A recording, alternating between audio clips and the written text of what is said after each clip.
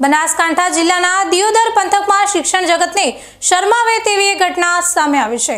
દિયોદર તાલુકાની એક માધ્યમિક શાળાના વિદ્યાર્થીઓ જ્યારે પ્રવાસ પર ગયા હતા ત્યારે તે દરમિયાનનો એક વિડીયો સોશિયલ મીડિયામાં ખૂબ વાયરલ થઈ રહ્યો છે। આ વિડીયોમાં જોઈ શકાય છે કે એક વિદ્યાર્થી જોરથી ધૂણી રહ્યો છે અને આશ્ચર્યની વાત તો એ છે કે તે હાજર શિક્ષકો તેને રોકવાને બદલે પ્રોત્સાહન આપી રહ્યા હોય તેવું જણાય છે। બાળકોને પ્રવાસ દરમિયાન ઐતિહાસિક અને શૈક્ષણિક માહિતી આપવાના બદલે આ પ્રકારે અંધશ્રદ્ધા તરફ પ્રેરિત કરવામાં આવતા હોવાના આક્ષેપ સાથે વાલીઓ અને જાગૃત નાગરિકોમાં ભારે રોષ જોવા મળી રહ્યો છે। વાયરલ વિડીયોમાં દેખાતો વિદ્યાર્થી દિયોદરની જ એક માધ્યમિક શાળાનો હોવાનું અનુમાન છે। આ પૂર્વે થોડા સમય પહેલા જ કાંકરેજ તાલુકાની તાણા ગામની પ્રાથમિક શાળાના એક બાળકનો પણ આવી જ રીતે શાળામાં ધૂણતો વિડીયો વાયરલ થયો હતો, જેણે સમગ્ર જિલ્લામાં વિવાદ જગાવ્યો હતો। હજુ એ ઘટના શાંત પડી નથી ત્યાં દિયોદર પંથકની શાળાના પ્રવાસ દરમિયાન શિક્ષકોની હાજરીમાં વિદ્યાર્થીને ધૂણાવવાની આ ઘટનાએ શિક્ષણ વિભાગની કામગીરી પર અનેક સવાલો ઊભા કર્યા છે।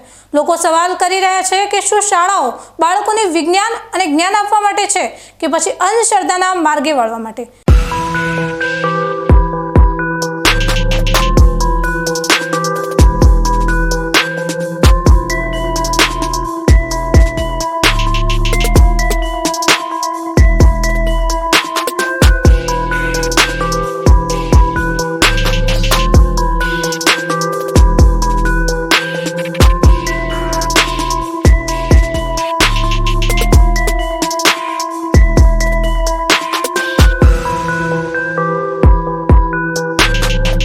સોશિયલ મીડિયામાં વાયરલ થયેલો આ વિડીયો અત્યારે દિયોદર પંથકમાં ચર્ચાનો વિષય બન્યો છે।